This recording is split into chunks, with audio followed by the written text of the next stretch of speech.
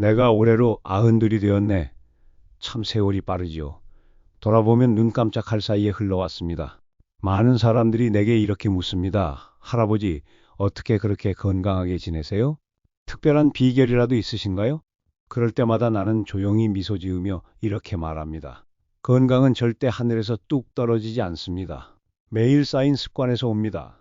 화려한 약도 값비싼 치료도 중요하지만 결국 우리 몸을 만들고 무너뜨리는 건 바로 하루하루 반복되는 작은 선택들이에요. 아침에 일어나서 물 한 잔을 마실지, 계단을 걸어 올라갈지, 엘리베이터를 탈지, 오늘 밤 11시에 잘지, 새벽 1시까지 텔레비전을 볼지, 이런 사소한 결정들이 수십 년 쌓이고 쌓여서 지금의 내 모습을 만든 겁니다. 여러분, 우리가 흔히 이렇게 말하죠. 내가 뭐 벌써 죽을 나이야? 하고요. 맞습니다. 죽을 나이는 아닙니다. 하지만 조용히 말씀드릴게요. 바로 그 75세부터 우리 몸과 마음이 조용히 그러나 아주 빠르게 무너질 준비를 시작합니다. 눈에 띄지 않게 천천히, 그러나 분명하게요. 내가 젊었을 적, 그러니까 50대였을 때만 해도 75세 넘으면 어차피 다 늙는 거 아니야? 라고 생각했습니다. 하지만 직접 그 나이를 살아보니 전혀 아니더라고요. 75세와 85세, 겨우 10년 차이지만 그 10년이 천지 차이입니다. 어떻게 사느냐에 따라 말이에요. 그 시작은 놀랍게도 병도 아니고 돈도 아닙니다. 병원에 가기 전 아무 이상이 없다고 생각하던 그 시절부터 이미 시작됩니다. 바로 매일 반복되는 사소한 습관들. 그 속에 건강의 씨앗도 병의 뿌리도 함께 숨어 있습니다. 내 주위를 한번 둘러보세요. 같은 나이인데도 누구는 지팡이 없이 펄펄 뛰어다니고 누구는 휠체어에 의존해서 살아갑니다. 그 차이가 어디서 나왔을까요? 타고난 건강? 운? 아닙니다. 바로 75세 이전까지 어떤 선택을 하며 살았느냐의 차이입니다. 그래서 오늘은 제가 평생을 살아오며 직접 보고 듣고 느꼈던 75세 이후 반드시 바꿔야 할 5가지 나쁜 습관에 대해 말씀드리려 합니다.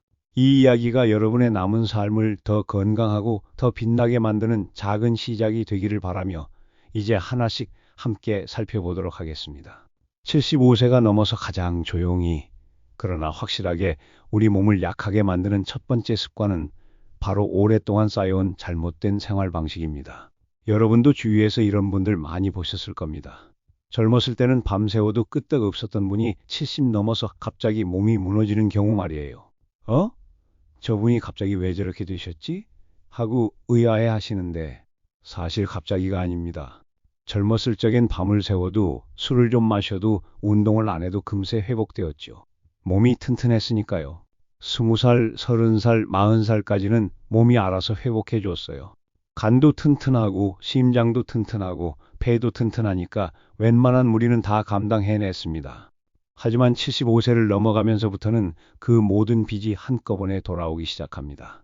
마치 고무줄을 오랫동안 늘렸다가 놓으면 확 줄어들듯이 말이에요. 내가 아는 어르신 중에 이런 분이 계셨어요. 김서방이라고 부르던 분인데 평생 담배를 하루에 한 갑씩 피우셨습니다. 젊을 때부터 시작해서 50년을 넘게 피우셨어요. 나는 멀쩡하다. 담배 때문에 아픈 사람들은 원래 몸이 약했던 거야 라고 하시더니 76세 넘어서 갑자기 숨이 차기 시작하셨어요. 처음엔 나이 들어서 그런가 보다 하셨는데 점점 심해지더니 계단 한층 올라가는 것도 힘들어 하시더라고요. 병원에 가보니 폐 기능이 반 이하로 떨어져 있었습니다. 의사 선생님이 말하길 이제라도 담배를 끊으시면 더 나빠지는 걸 막을 수는 있지만 이미 손상된 폐는 되돌릴 수 없습니다 라고 하시더군요. 그분이 그때 제게 하신 말이 지금도 귀에 생생합니다. 내가 젊을 때 담배가 이렇게 무서운 줄 알았으면. 하지만 그때는 아무렇지도 않았거든. 속는 셈 치고 한 번만 더 하다가 50년이 지나버렸어. 또 다른 분은 평생 달고 기름진 것만 드시고 움직이는 걸 싫어하셨습니다. 박할머니라고 하는 분인데 내가 먹고 싶은 것도 못 먹고 살면 뭔 재미야 라고 하시면서 매일 단 것, 기름진 것만 드셨어요. 운동은 나이 먹고 무슨 운동이야. 집에서 쉬는 게 최고지라고 하셨고요. 그런데 70대 후반에 당뇨가 갑자기 심해지면서 여러 합병증까지 생기셨습니다. 발가락에 상처가 나서 아물지 않고 눈도 잘 안 보이고 신장까지 나빠지셨어요. 결국 일주일에 3번씩 투석을 받으러 병원에 다니게 되셨습니다. 그분도 제게 이렇게 말씀하시더라고요. 젊을 때는 달달한 걸 먹어도 혈당이 금세 내려갔는데 그때 조금씩이라도 조심했으면 이렇게까지 되지는 않았을 텐데. 이런 일들이 왜 일어날까요? 우리 몸은 젊을 때는 나쁜 습관들을 버텨내는 힘이 있었지만 75세를 넘어가면서 그 회복력이 급격히 떨어지기 때문입니다. 마치 오래된 자동차가 갑자기 여기저기 고장나기 시작하는 것과 비슷해요. 특히 운동 부족으로 인한 근육량 감소, 불균형한 식사로 인한 영양 부족, 흡연과 과음, 불규칙한 수면 등이 한꺼번에 몰려오는 거죠. 젊을 때는 하나씩 왔는데 나이 들면 한꺼번에 몰려와요. 내가 의사 선생님께 들은 이야기로는 우리 몸의 회복력이 가장 급격히 떨어지는 시기가 바로 75세에서 80세 사이라고 합니다. 그 전까지는 조금씩 천천히 떨어지다가 그 시기에 확 떨어진대요. 그렇다면 우리는 무엇부터 바꾸면 좋을까요? 크게 어렵지 않습니다. 아주 작은 것부터 시작해 보세요. 매일 10분씩이라도 몸을 움직여 보세요. 거창한 운동이 아니어도 됩니다. 내가 추천하는 건 집안에서 할 수 있는 간단한 운동들이에요. 아침에 일어나서 화장실 갔다 오는 길에 거실을 한 바퀴 더 돌기, 텔레비전 보면서 발목 돌리기, 의자에서 일어나 앉기를 10번 반복하기. 이런 작은 움직임들이 모이면 하루에 10분, 20분이 됩니다. 그리고 그 10분, 20분이 한 달, 1년 쌓이면 몸이 완전히 달라져요. 금연과 금주를 서서히 시도해 보세요. 갑자기 끊기 어려우시면 조금씩 줄여나가는 것부터 시작하세요. 담배 같은 경우 하루에 한 갑 피우시던 분이 하루 한 개비씩 줄여가면 20일 만에 담배를 끊을 수 있어요. 술도 마찬가지예요. 매일 2잔 드시던 분이 이틀에 한 번, 사흘에 한 번 이렇게 줄여가시면 몸이 적응할 시간을 주는 겁니다. 규칙적인 수면 시간을 만들어 보세요. 이게 생각보다 어려우신 분들이 많은데 비결은 아침에 일어나는 시간을 먼저 정하는 거예요. 밤에 언제 잘지 정하는 게 아니라 아침에 언제 일어날지를 먼저 정하세요. 매일 아침 6시에 일어나겠다고 정하면 자연히 밤 10시에는 졸리게 됩니다. 작은 변화들입니다. 하지만 이런 변화들이 매일 쌓이면 몸은 점점 다시 건강한 리듬을 찾아가게 됩니다. 마치 매일 조금씩 운동을 하다 보면 굳었던 몸이 풀리듯 말이에요. 오랫동안 굳어진 습관을 바꾸는 건 쉽지 않습니다. 내가 담배를 끊을 때도 몇 번을 실패했어요. 하지만 포기하지 않고 계속 시도했더니 결국 성공했습니다. 그 작은 시작 하나가 여러분의 75세 이후 삶을 완전히 바꿀 수 있습니다. 잘못된 습관들이 누적되는 것만큼 조용히 우리를 무너뜨리는 두 번째 문제는 바로 영양 불균형과 저체중입니다. 이건 정말 많은 어르신들이 잘못 알고 계시는 부분인데요. 많은 분들이 저에게 이런 말씀을 하세요. 요즘은 입맛이 없어서 별로 안 먹어도 괜찮아요. 나이 들면 원래 그런 거 아닌가요? 오히려 살 좀 빼는 게 건강에 좋다고 하던데. 아닙니다. 이게 가장 큰 오해예요. 젊을 때는 살 빼는 게 건강에 좋지만 나이가 들수록 오히려 영양 관리가 더 중요해집니다. 75세 이후에는 젊었을 때와는 완전히 반대로 조금 통통한 편이 오히려 건강에 더 좋다는 연구 결과도 많이 나와 있어요. 왜 그럴까요? 나이가 들면 여러 가지 변화가 생깁니다. 우선 치아가 약해져요. 딱딱한 음식을 씹기 어려워지죠. 소화 기능도 떨어집니다. 위산 분비가 줄어들고 장 운동도 느려져요. 입맛도 예전 같지 않아서 음식이 맛없게 느껴져요.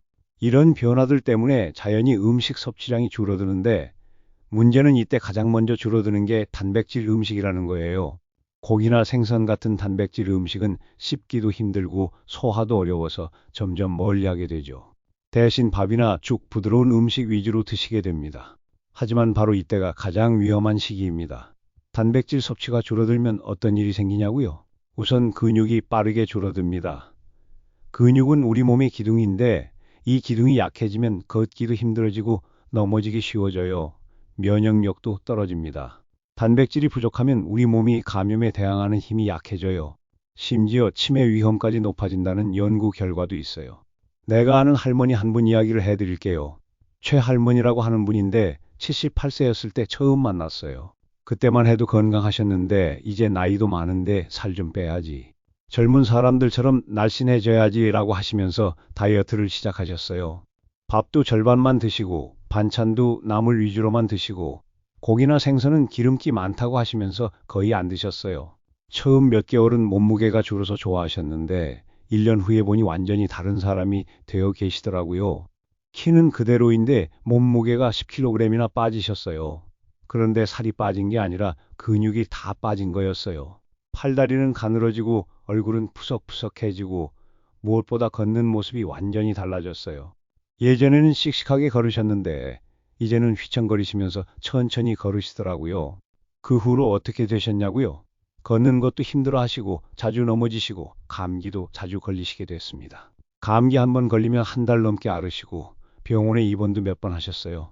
결국 지금은 요양원에서 지내고 계세요. 반대로 적당히 드시면서 단백질을 꾸준히 챙기신 어르신들은 어떻게 지내실까요? 내 동네에 이 할아버지라고 하는 분이 계시는데 올해 83이세요. 그런데 나보다 더 튼튼해 보여요.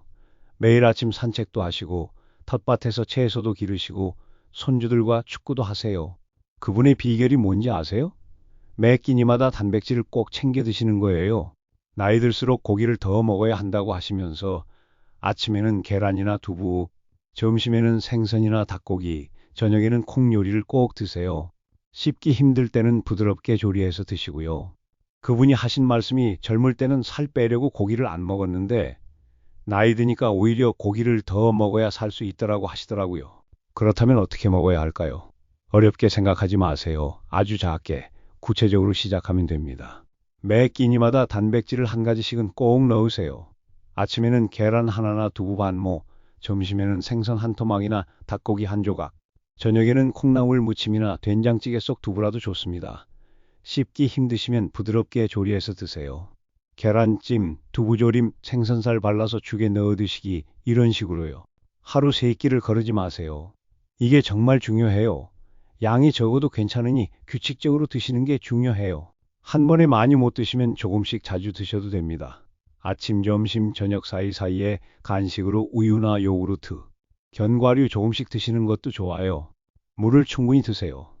나이가 들면 갈증을 잘못 느끼는데 수분 부족도 식욕 감소의 원인이 될 수 있어요. 하루에 물 6컵에서 8컵 정도는 드시려고 노력하세요. 한 번에 많이 마시기 어려우시면 조금씩 자주 드시면 됩니다. 기억하세요. 75세 이후에는 살 좀 빼야지보다는 영양을 잘 챙겨야지가 더 중요합니다. 적당한 체중과 균형 잡힌 영양이야말로 건강한 노년의 기초입니다. 젊을 때 기준으로 살면 안 되는 나이가 75세 이후에요. 영양을 잘 챙기고 나쁜 습관을 고쳐도 세 번째로 조심해야 할 문제가 바로 만성질환과 급격한 신체 기능 저하입니다. 이건 정말 무서운 일인데 많은 분들이 방심하고 계세요. 70대까지는 혈압이나 혈당이 조금 높아도 아직 괜찮다며 버티던 분들이 75세를 넘어가면서 갑자기 관리가 어려워지는 경우를 정말 많이 봤습니다. 왜 그럴까요? 우리 몸의 회복력과 적응력이 떨어지면서 작은 변화에도 크게 흔들리기 시작하는 거죠. 마치 오래된 댐이 작은 금이 가도 한순간에 무너지는 것처럼 말이에요.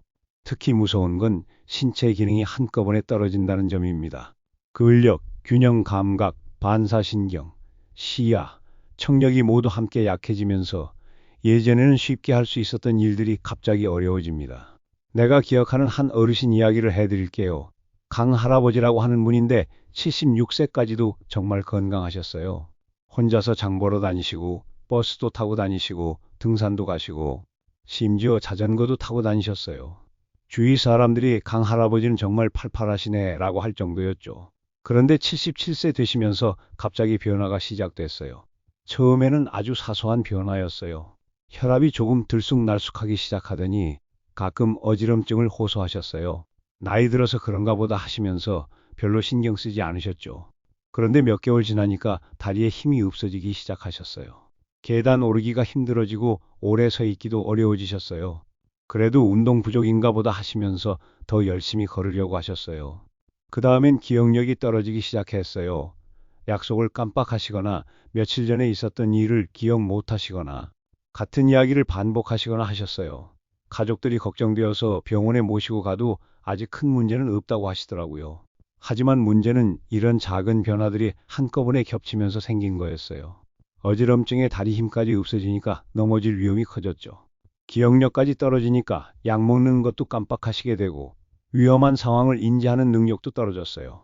결국 어느 날 화장실에서 넘어지시면서 뇌졸중이 왔습니다. 혈압이 갑자기 오르면서 뇌혈관이 터진 거예요. 다행히 생명은 건지셨지만 그 후로는 반신마비가 와서 휠체어 생활을 하게 되셨습니다. 가족들이 어떻게 이렇게 갑자기 하시는데 사실 갑자기가 아니었어요. 몇 개월 전부터 계속 신호가 있었던 거죠. 하지만 그 신호들을 대수롭지 않게 넘겼던 거예요. 참 안타까웠어요. 조금만 더 일찍 관리하셨으면 피할 수 있었을 텐데 말이에요. 혈압약을 제때 드시고 어지럼증이 있을 때 바로 검사를 받으시고 넘어질 위험을 미리 제거하셨다면 말이에요. 이런 일이 왜 생길까요? 75세를 넘어가면 우리 몸의 여러 기능들이 동시에 약해지기 시작합니다. 혈관은 딱딱해지고 근육은 줄어들고 뼈는 약해지고 뇌 기능도 떨어지고 시야도 좁아지고 균형 감각도 무뎌집니다. 젊을 때는 한 가지가 문제가 생겨도 다른 기능들이 보완해 줬는데 나이 들면 모든 기능이 함께 떨어지니까 작은 충격에도 큰 문제가 생기기 쉬워지는 거예요. 그렇다면 어떻게 대비해야 할까요? 정기 검진을 꼭 받으세요. 이게 제일 중요해요. 석 달마다 혈압, 혈당, 콜레스테롤 수치를 확인하고 이상이 있으면 바로 조치를 취하세요. 아직 괜찮다고 미루면 안 됩니다. 75세 이후에는 아직 괜찮다는 말이 가장 위험한 말이에요. 내가 아는 분 중에 정기검진 덕분에 큰 병을 미리 막은 분이 계세요. 윤 할머니라고 하는 분인데 매달 혈압을 재시고 석 달마다 혈액 검사를 받으세요. 어느 날 혈압이 평소보다 조금 높게 나왔는데 별일 아니겠지 하지 않고 바로 병원에 가셨어요. 그랬더니 뇌혈관에 작은 이상이 발견됐고 미리 치료를 받아서 뇌졸중을 예방하셨어요. 균형 감각을 기르는 운동을 하세요.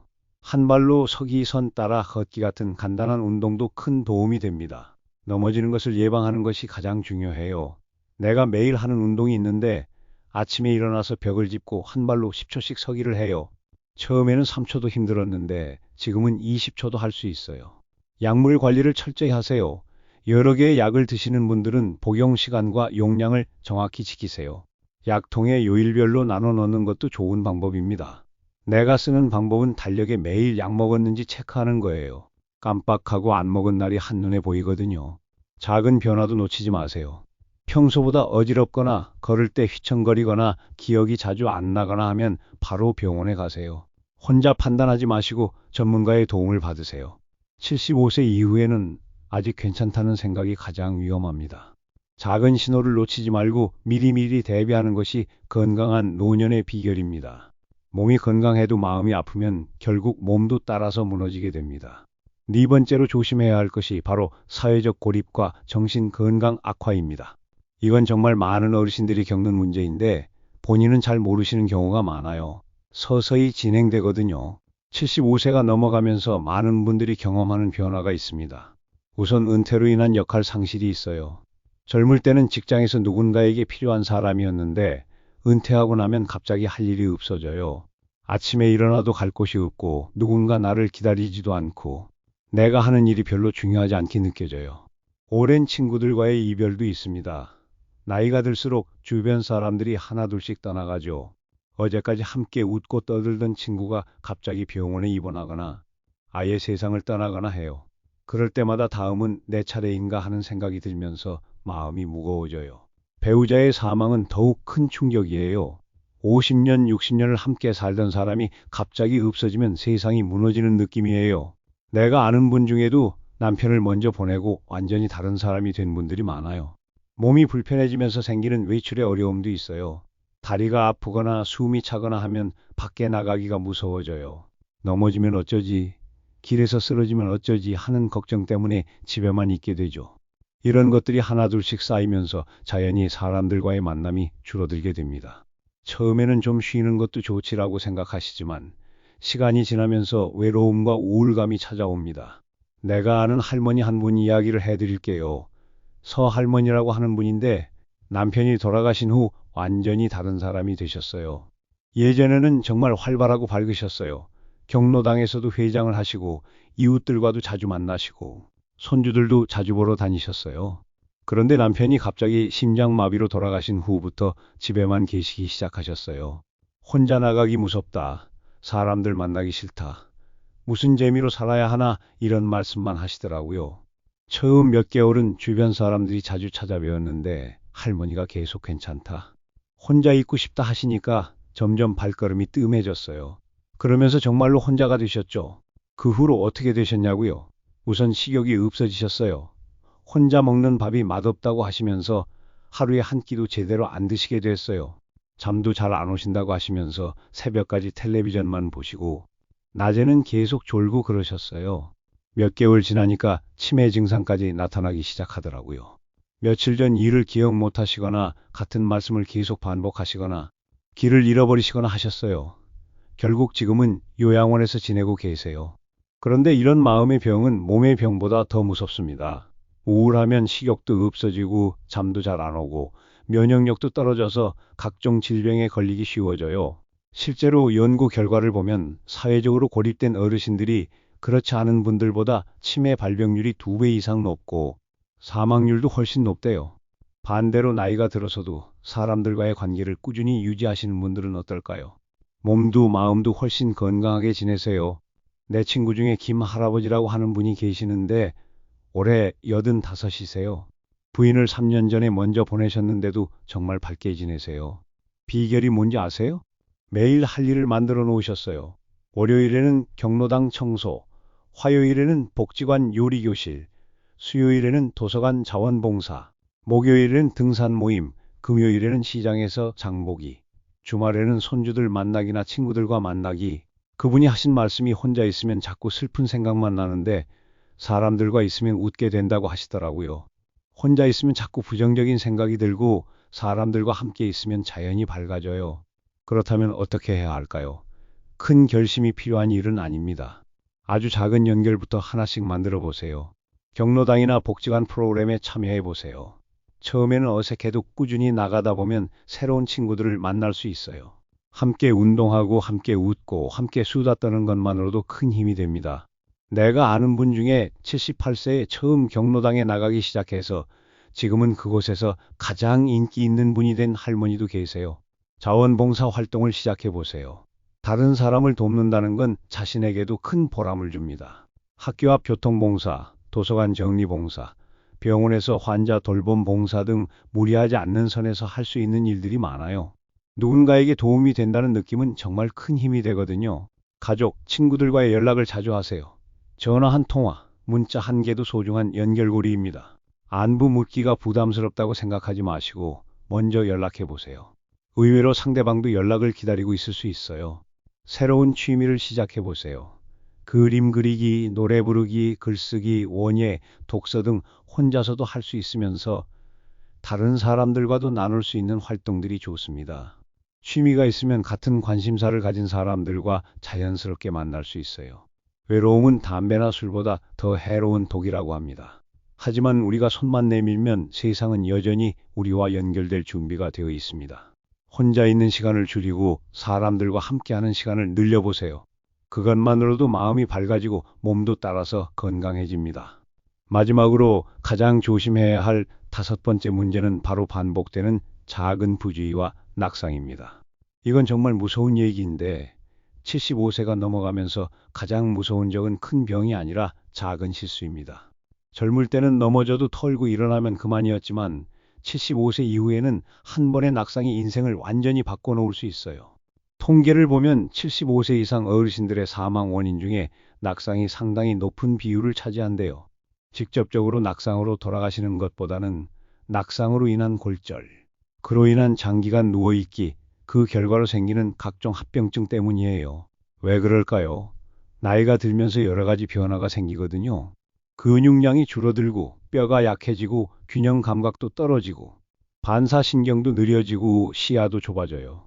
그래서 작은 문턱에 걸려 넘어져도 젊은 사람들과는 완전히 다른 결과가 나와요.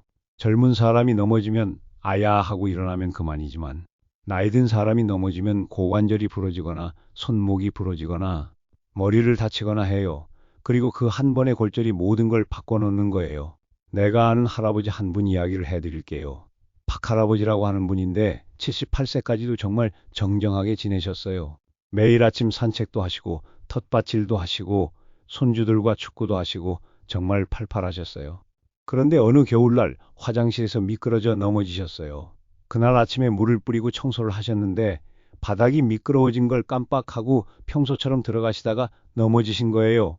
처음엔 괜찮다, 괜찮다 하셨는데 엉덩이가 너무 아프다고 하셔서 병원에 갔더니 고관절이 부러진 거였어요. 수술을 받으셨는데 78세의 나이에 전신 마취를 하고 큰 수술을 받는다는 게 쉬운 일이 아니었어요. 수술은 성공했지만 그 후가 문제였어요. 몇 달간 병원에 누워 계시면서 근육이 다 빠지셨어요. 그전에는 매일 움직이시던 분이 갑자기 누워만 있으니까 온몸이 약해진 거예요. 폐렴도 오고 욕창도 생기고 무엇보다 의욕을 잃으셨어요. 내가 이렇게 살아서 뭐 하나 하시면서 재활치료도 거부하시고 밥도 잘 안 드시고 그냥 포기하신 것 같았어요. 결국 걷지 못하게 되셨고 지금은 휠체어로 생활하고 계세요. 그 한 번의 낙상이 모든 걸 바꾼 거예요. 그전까지는 혼자서 다 하시던 분이 이제는 모든 걸 다른 사람의 도움을 받아야 하게 되셨어요.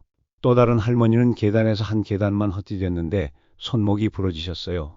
별거 아닌 것 같지만 손목이 부러지니까 혼자서 밥 해 먹는 것도 어려워지고 빨래하는 것도 어려워지고 일상생활이 완전히 바뀌었어요. 이런 일들이 일어나는 이유는 대부분 작은 부주의 때문입니다. 괜찮겠지. 항상 다니던 길인데 빨리 가야지 이런 생각들이 큰 사고로 이어지는 거죠. 특히 급한 마음이 제일 위험해요. 전화벨이 울리면 뛰어가고 누가 부르면 급하게 일어나고 화장실이 급하면 뛰어가고 이런 순간들이 가장 위험한 순간들이에요. 그렇다면 어떻게 예방해야 할까요? 집안 환경을 점검해 보세요. 이게 제일 중요해요. 문턱이 있는 곳에 야광 테이프를 붙이고 화장실과 계단에 손잡이를 설치하고 미끄러운 매트는 치우세요. 바닥에 놓인 전선이나 방석, 신문지 같은 것들도 치우시고요. 밤에도 안전하게 다닐 수 있도록 은은한 조명을 켜두는 것도 좋습니다. 내가 아는 분은 화장실 가는 길에 작은 LED 조명을 설치해서 밤에도 안전하게 다니세요. 급하게 움직이지 마세요. 이게 정말 중요해요. 전화벨이 울려도 누가 부르셔도 천천히 움직이세요. 전화는 놓쳐도 되지만 넘어지면 큰일이에요. 침대에서 일어날 때도 한 번에 벌떡 일어나지 말고 조금씩 천천히 일어나세요. 신발을 잘 신으세요.